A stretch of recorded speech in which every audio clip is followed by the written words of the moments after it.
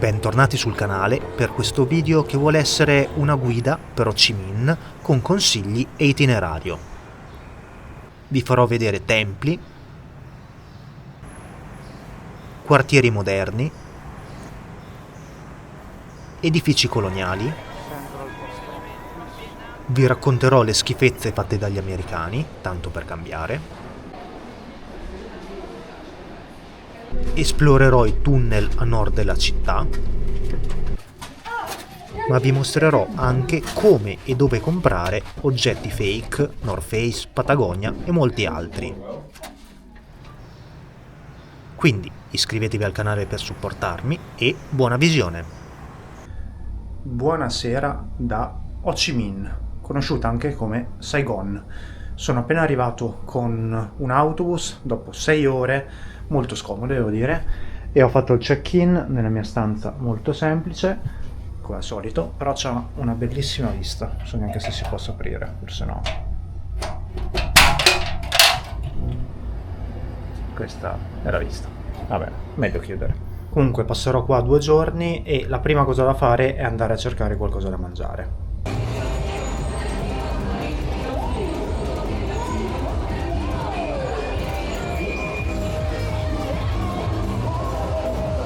Buongiorno, sono le 8, prendo i fermenti lattici, faccio una piccola colazione e poi inizio ad esplorare la città. Comunque non è vero che non ho una vista, perché la camera dà su una terrazza di qualcun altro, bellissima. Va bene, inizio a esplorare. Allora, iniziamo l'esplorazione della via che mi ha un attimo scioccato ieri, che di giorno è normalissima. Qua ieri era chiuso al traffico, quindi meglio ieri su questo punto, però c'erano tutti locali, adesso non è per niente frequentata. Comunque, giusto per informazione, Ho Chi Minh è la città più popolosa del Vietnam, non è la capitale, però è la più popolosa, con più di 9 milioni di persone, pensate 9 milioni di persone. Comunque ero solo curioso di vedere come sarebbe stata la mattina e adesso vado dall'altra parte. Mi ricorda molto una via quando ero in Erasmus in Belgio a Ghent, dietro lo studentato, che la notte si trasformava e era strapiena di persone che facevano la serata, mentre la mattina quando si passava era divertente tra virgolette perché tutta la strada era appiccicosa da birra, ma anche vomito e altre sostanze non identificate. Ovviamente con le dovute proporzioni mi ricorda quello. Sono arrivato al primo tempio buddista della giornata, il tempio Phung Son Tu.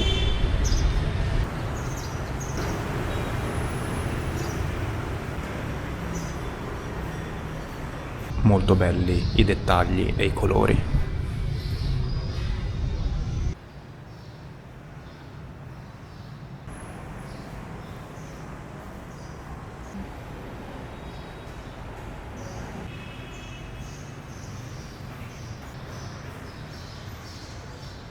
In alcuni punti camminare su marciapiede è impossibile perché è occupato da loro praticamente, con motorini, sedie, eccetera eccetera, quindi si è anche obbligati a camminare sulla strada. Una delle cose più interessanti e sicuramente che dovrete fare in città è quello di attraversare la strada, perché qua ci sono strisce pedonali, ci sono anche semafori, ma ognuno fa un po' come vuole, quindi fate attenzione e divertitevi nel farlo perché è un'esperienza. Secondo tempio della giornata, questa volta tempio induista Miriammam. Venne fondato verso fine XIX secolo da dei mercanti indiani. Come sempre accade, i templi di questo tipo sono molto colorati. Ovviamente Saigon, essendo una città da più di 9 milioni di abitanti, ha un po' di tutto, è un miscuglio di culture.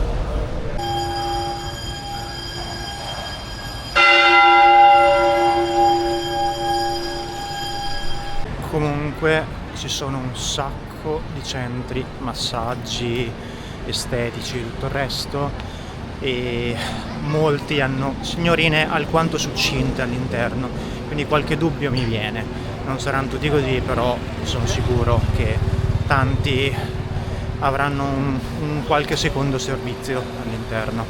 Una delle cose che vanno di più in città sono i mercati, ma mercati non tradizionali, ma quelli fake, perché qua ci sono un sacco di fabbriche di, per esempio, North Face, e quindi vengono rivenduti o articoli fake o articoli, diciamo, che sono stati rubati o con qualche difetto di fabbrica, e adesso andiamo a guardarne qualcuna. È veramente una giungla qua dentro. Comunque ho preso uno zaino North Face falso, penso, a poco meno di 20 euro, e si riesce a contrattare tantissimo. Erano partiti da 70 euro praticamente. Vediamo se trovo qualcos'altro, magari delle scarpe. Allora, ho preso anche delle scarpe Solomon, anche queste pagate più o meno 30 euro. Non mi interessa sinceramente che siano vere, false, no. Basta che durino sia scarpe sia zaino. Ok, ho preso anche una giacca North Face e anche qua sono riuscito a contrattare, a tirar giù il prezzo. Ho pagato 20 euro e era partita con 60, e sono sicuro che comunque i prezzi siano alti per loro. E contrattate tanto, c'è un sacco di gente, c'è un sacco di possibilità. Quando gli dite che mi faccio un giro e ci penso, loro scendono subito di prezzo. E adesso torno in hotel a appoggiare queste cose, mangio qualcosina e poi riprendo l'esplorazione. Adesso sto passando un parco, ho paura che venga da piovere. Comunque sto passando un parco, ma mi dirigo verso un monumento, una statua, che quando ho scoperto che era qua mi sono detto devo assolutamente andarla a vedere, perché è una cosa che è legata anche, diciamo, al mio passato in qualche modo.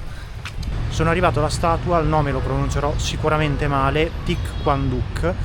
È stato un monaco buddista vietnamita che diventò celebre perché nel 1963 si diede fuoco qui a Saigon per protestare contro la dittatura del presidente del Vietnam del Sud, presidente cattolico. E voi giustamente vi chiederete: ma che cacchio c'entra con te e il tuo passato?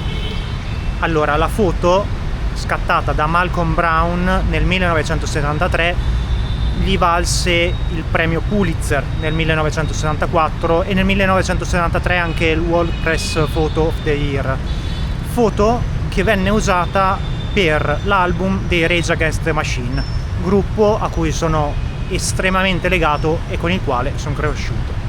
Devo dire che non ho tantissimi ricordi legati alla mia infanzia, così tante cose me ne sono dimenticate, però uno dei ricordi a cui sono più affezionato è quando il maestro di musica delle medie ci chiese di portare una nostra canzone preferita, e io portai Take the Power Back dei Rage Against the Machine, e fu particolarmente sorpreso e contento perché tutti i compagni ovviamente portavano canzoncine da bambini, mentre la mia effettivamente era una canzone.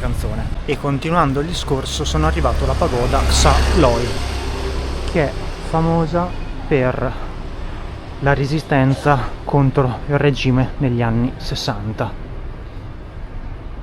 Comunque è iniziato a piovere, ma non fa più fresco, anzi veramente sto sudando più di prima perché c'è ancora più umidità. Sto vedendo veramente un po' di tutto, blatte, scarafaggi, topi giganti, persone che lavano le stoviglie dei ristoranti proprio qua sulla strada senza risciacquare praticamente, quindi lasciando il sapone dentro e poi appoggiando tutto per terra sui tombini.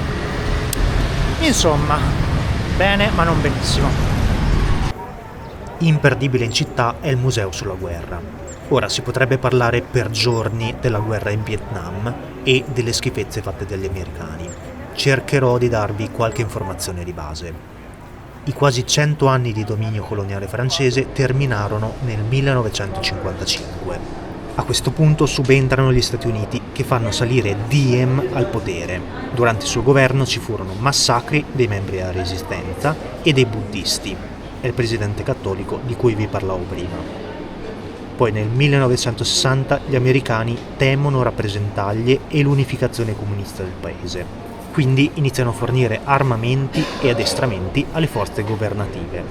2 anni dopo creano i primi campi di internamento. Nel 1964 gli Stati Uniti inscenano un attacco subito, cosa fatta più volte nel corso della loro storia, e si autorizzano a rispondere con tutti i mezzi necessari. Pensate che nel 1969 nel paese c'erano più di 500.000 di soldati americani e nel 1970 la guerra arriva anche in Laos e Cambogia. Nel 1973 venne firmato l'accordo di pace di Parigi, che non venne rispettato dagli Stati Uniti. Nel 1975 ci fu la fine effettiva delle ostilità.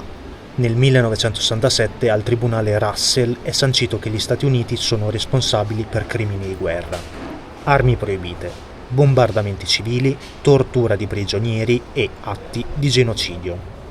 Nonostante questo tribunale non sia riconosciuto come ufficiale, rimane il fatto che ci furono 3 milioni di vietnamiti morti, di cui 2 milioni di civili. Poi tra i 3 e i 5 milioni di feriti, più tutte le conseguenze di distruzione, armi chimiche e povertà nei decenni seguenti. Ecco, vi ho dato un altro motivo più che valido per disprezzare gli Stati Uniti. Un museo molto ben fatto, sicuramente consigliato, ci sono anche tutte le spiegazioni in inglese, c'è tanta gente e per una volta mi fa piacere, e molto forte, molto forte. Se possibile il mio odio verso gli Stati Uniti è cresciuto ancora di più. Tra l'altro un paio di giorni fa è stato rapito, diciamo, arrestato Maduro e vabbè. Gli Stati Uniti diciamo che non sono nuovi a disastri. Questo è il Reunification Palace o il Palazzo d'Indipendenza. È l'ex residenza presidenziale della Repubblica del Vietnam, celebre per la caduta di Saigon nell'aprile 1975. Un po' di pioggia e un po' di brutalismo.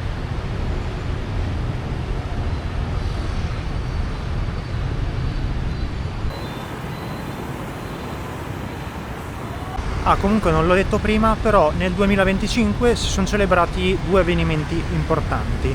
Il 50° anniversario dalla fine della guerra del Vietnam e l'80° anniversario dell'indipendenza del paese. Sono solo le 17, ma fuori sta continuando a diluviare, quindi mangio qualcosa, così aspetto che finisca il diluvio universale. Davanti di me c'è la cattedrale di Notre Dame di Saigon. Risale a fine 1800, è in stile neoromanico e è particolare per i suoi mattoni rossi, che adesso non si vedono più di tanto perché è in ristrutturazione. Mentre qua davanti abbiamo il Central Post Office, vediamo di riuscire a vederlo prima che chiude, che mancano 5 minuti. Molto bella, anche questa risale a fine 1800, è in stile francese, con archi, mappe storiche e tanti negozi.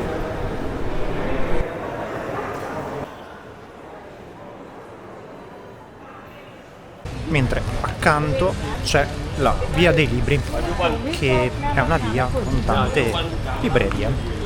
Non so, è una delle attrazioni principali in città.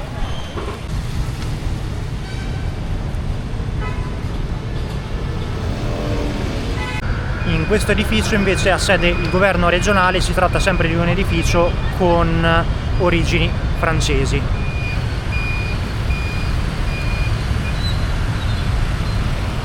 Mentre di fronte al palazzo coloniale si trova la Bitexto Financial Tower.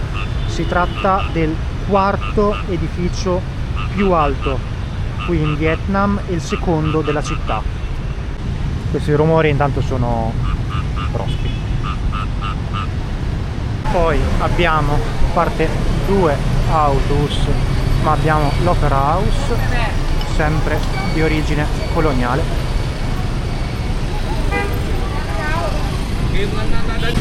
E accanto all'Opera House abbiamo il Caravelle Hotel, che è un hotel storico, risale al 1959 e agli inizi era sede di ambasciate e di sedi di giornalisti che documentavano la guerra, il massacro degli Stati Uniti.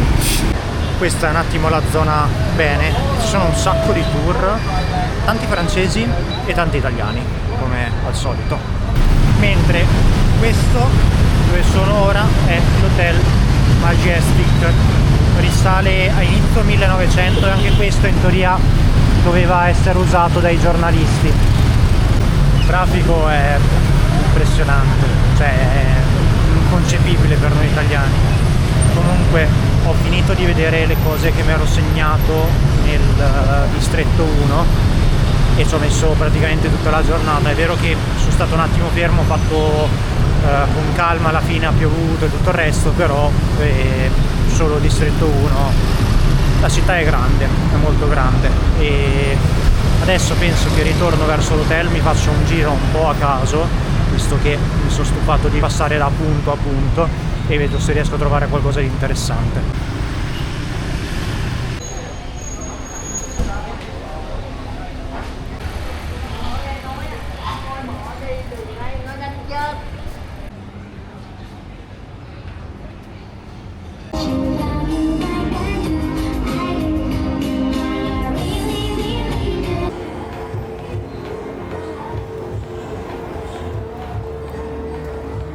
Comunque questa è l'entrata del mio hotel.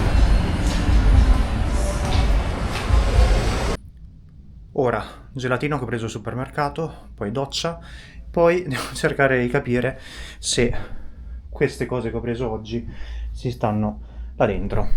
Poi a dormire presto perché domani è l'ultima giornata qui e ho la sveglia alle 6 perché farò un piccolo tour fuori città, quindi a domani.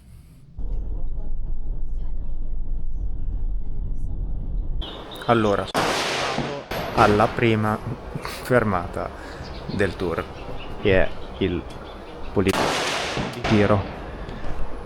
Ovviamente non mi interessa a me. La cosa particolare sono proiettili veri. Non è a salve.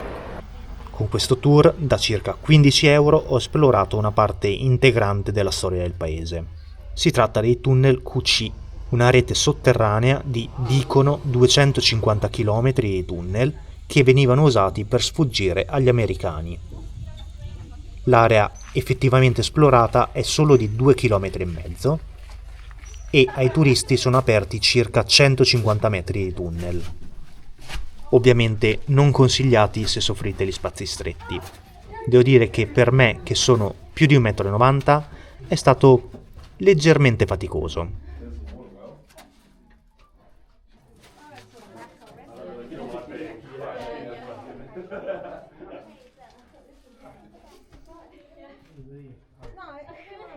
Questo mi sono rifiutato di farlo, anche perché non ci passavo.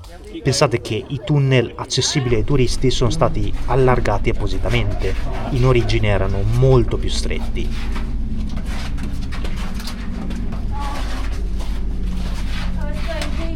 Interessante anche vedere i condotti di areazione mimetizzati e le trappole. I tunnel erano su 3 livelli e il secondo era quello pieno di trappole, mentre il terzo era a circa 5 metri di profondità.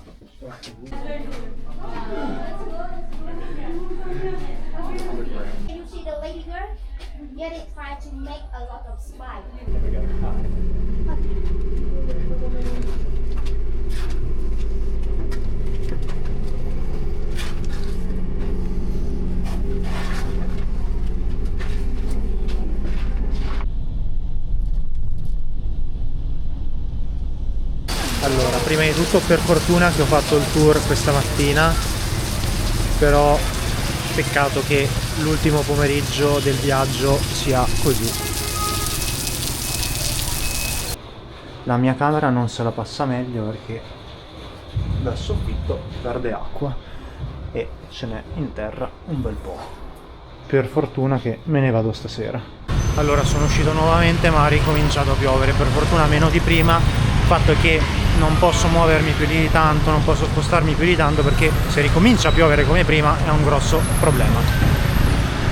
Niente ragazzi, ho provato ad andare a mangiare qualcosa e aspettare un attimo che smettesse di piovere, ma non ha funzionato. Ha ripreso a piovere ancora più di prima e è abbastanza insostenibile perché ci sono delle parti totalmente allagate, ma allagate, e sui marciapiedi spesso non si può camminare, quindi torno in hotel. E spero che questo video su Ho Chi Minh, Saigon vi sia piaciuto e vi ringrazio di essere rimasti fino alla fine. Noi ci vediamo settimana prossima da un'altra parte di mondo, sempre mercoledì, sempre alle 18. A presto!